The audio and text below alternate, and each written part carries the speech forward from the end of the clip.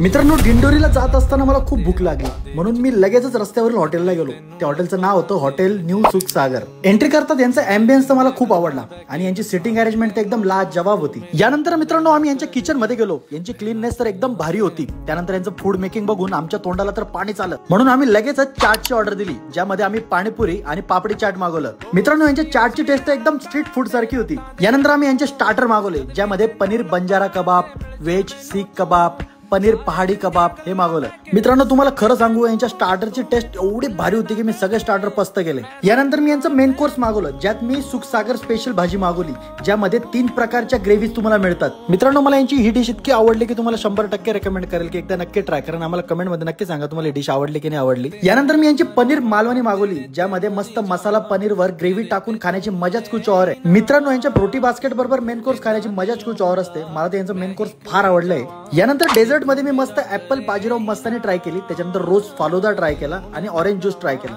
मित्रांनो, यांची टेस्ट पण मला खूप आवडली. तुम्हाला मी नक्की रेकमेंड करेल की एकदा हॉटेल सुख सागरला नक्की या आणि आनंद घ्या या आलिशान भारी जेवणाचा. चला तर भेटूया पुढच्या व्हिडिओमध्ये.